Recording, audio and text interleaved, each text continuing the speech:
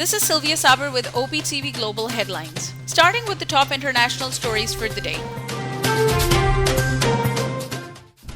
China promised to stand firmly with Pakistan despite changes in world politics. In Pakistan-China at 70, a unique bilateral partnership conference, Chinese Foreign Minister and State Councillor stressed on the need for the world to practice multilateralism, saying that countries around the world should work together.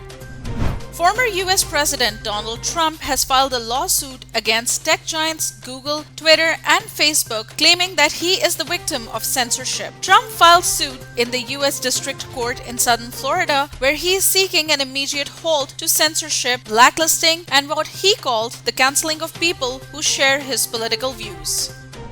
Indian forces in their fresh acts of state terrorism have martyred 4 more Kashmiri youth in Indian illegally occupied Jammu and Kashmir. The troops during cordon and search operations killed 2 youth each in Pulwama and Kulgam districts. Meanwhile, Jammu and Kashmir Political Resistance Movement Chairman Dr. Umair Ahmed and General Secretary Dr. Musaib Butt expressed concern over the killings of innocent Kashmiri youth by Indian troops on a daily basis. The Taliban launched a major assault on a provincial capital in Afghanistan. It is the first assault since the US military began its final drawdown of troops from the country. Afghanistan's defense minister said that government forces are in a very sensitive military situation, adding that the war is raging with the Taliban.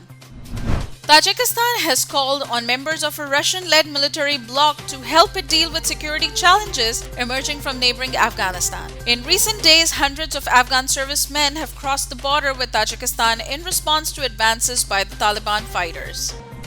An Afghan government delegation met with Taliban representatives in Tehran. Taliban spokesman Zabiullah Mujahid confirmed Staniczai's visit to Tehran to discuss issues of mutual interest, but he made no reference to any Afghan government delegation. They will discuss and exchange opinions on the current situation of the country and finding a solution through talks. Up next, we have the national updates.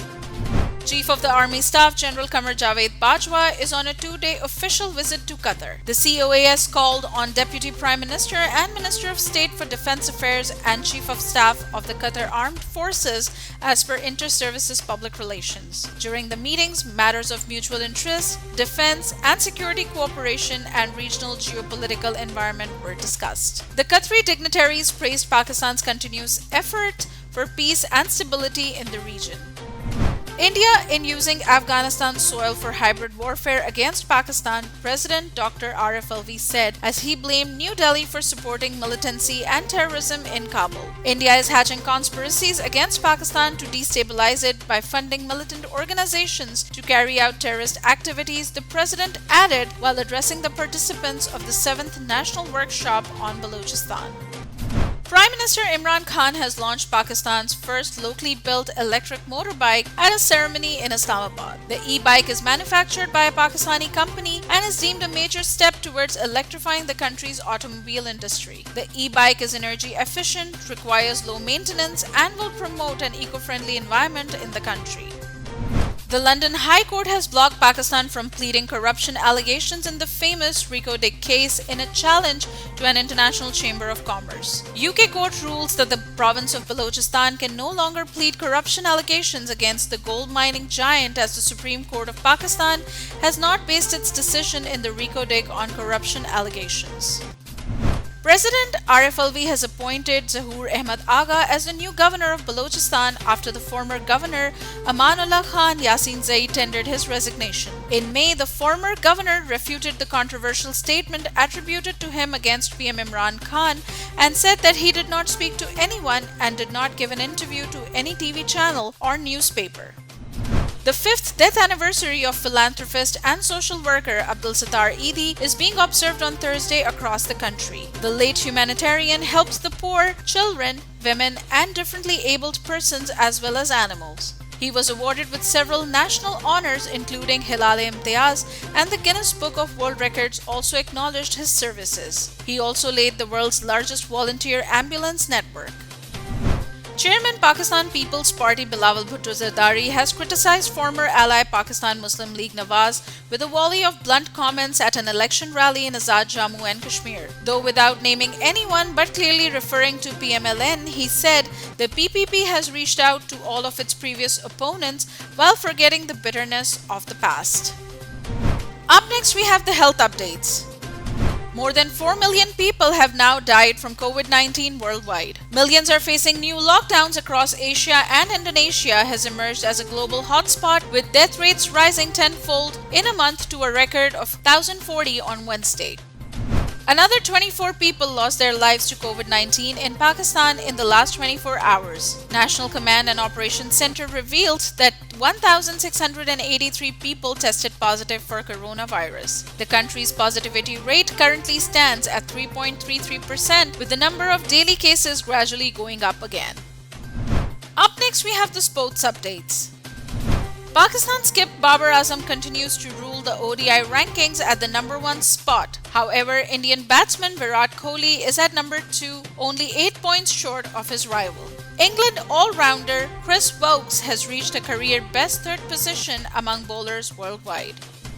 Pakistan batsman Haris Sohail has been ruled out from the England tour due to a hamstring injury. An MRI done revealed a grade 3 tear injury which he had picked up during a training session in Derby last week. The PCB medical panel has advised the left-handed middle-order batsman to undergo a 4-week rehabilitation program. England beat Denmark 2-1 after extra time in front of a delirious 65,000 crowd at Wembley in Euro 2020 semi-final. Now England will return to its national football stadium on Sunday to play Italy, competing in its first final after 55 years. Up next, we have the entertainment updates. Dubai has launched the deepest swimming pool for diving in the world. Deep Dive Dubai Pool has been verified by Guinness World Records as the world's deepest swimming pool for diving. It has an incredible depth of over 60 meters and holding 14 million liters of water, the equivalent of 6 Olympic-sized swimming pools. Pakistani celebrity couple Sadia Ghaffar and husband Hassan Hayat have been blessed with their first child. Sharing the first glimpse of her child, Sadia also reveals the baby's name. She wrote in the caption, Raya Hayat Khan. Big screen break finally ends with the release of Black Widow, and now Hollywood will be watching closely to see if Marvel still has its mojo. It is set to be the first of a jam-packed raft of new Marvel films with 12 splashy good versus evil extravaganzas due in theaters by the end of 2023. Up next, we have the business updates. Pakistan achieves its highest demand and supply of power in history. Federal Energy Minister Hamad Asar tweeted that highest demand and supply of power in the history of Pakistan achieved today at 24,284 megawatts. He added that the increase was not just a reflection of higher demand and generation, but also increase in transmission capacity. Pakistan launched $1 billion in international bonds under the Sukuk initiative. Pakistan accepts $300 million for 5-year bonds at 5.875%. The 10-year bonds at 7.125% make $400 million, while $300 million are made from 30-year bonds at 8.450%. Egyptian authorities have released the mega ship MV Ever Given, which blocked the Suez Canal for 6 days in March after the vessel's Japanese owners signed a final compensation deal. Egypt seized the ship and demanded compensation from Japanese owners Shoei Kisen Kaisha for lost canal revenues, salvage costs, and damage to the canal. The price of gold in international market remained constant at $1,808, but in Pakistan the price of 24-karat per tola gold increased by Rs 200 and was sold at Rs 109,400, and the price of 10-gram 24-karat gold also increased by Rs 172 and was sold at Rs 93,793.